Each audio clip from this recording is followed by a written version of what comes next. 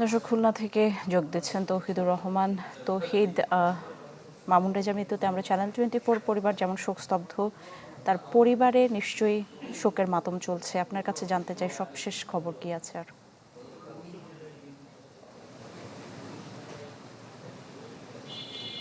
আসলে নিশি, মামুন রেজার এই এমন অসময়ে নীরবে আকস্মিক চলে যাওয়াটা তার স্বজন, সন্তান, পরিবার কেউই আসলে মেনে নিতে পারছেন না। সকলেই অশ্রু সজল নয়নে কাল রাত থেকেই সময় কাটাচ্ছেন এবং তারা মনে করছেন যে তার এই অসময়ে চলে যাওয়াটা তাদের জন্য এক ধরনের শূন্যতা পূরণ হয়েছে, শূন্যতা তৈরি হয়েছে। এই শূন্যতা পূরণ হওয়ার মতো না। আমি আমাদের সাথে কয়েকজন সহকর্মী আছেন, আমি তার সহকর্মী মামুন রেজার, তাদের কাছে একটু জানতে চাইবো তার সম্পর্কে। মামুন রেজা শতভাগ পেশাদার সাংবাদিক বলতে যা বোঝায় তার একজন ছিল। শুধু তাই না, মামুন রেজা খুলনা প্রেস ক্লাবের সাধারণ সম্পাদক ছিল, খুলনা সাংবাদিক ইউনিয়নের সভাপতি ছিল।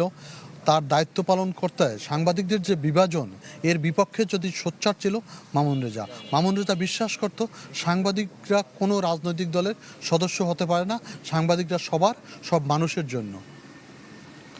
মামুন ভাই একজন সজ্জন, বিনয়ী, পরোপকারী মানুষ ছিলেন। সাংবাদিকতার প্রতি তার যে কমিটমেন্ট এবং তার যে একাগ্রতা, এটা আসলে বিরল।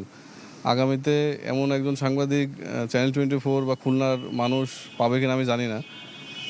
আমরা সবাই আসলে খুবই শোকাহত।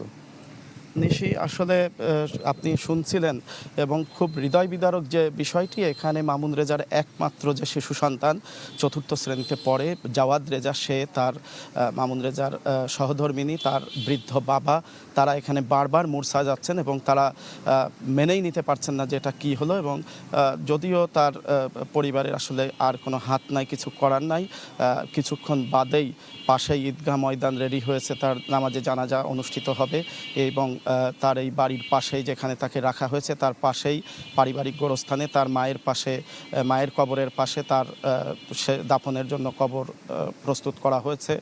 এখানকার মানুষ আসলে ভালোবাসা এবং চোখের জলে তাকে বিদায় জানাচ্ছে, যেটা খুবই হৃদয় বিদারক একটি দৃশ্য। নিশি, তৌহিদ, অনেক ধন্যবাদ আপনাকে। দর্শক দেখছিলেন খুলনা থেকে জানাচ্ছিলেন তৌহিদুর রহমান।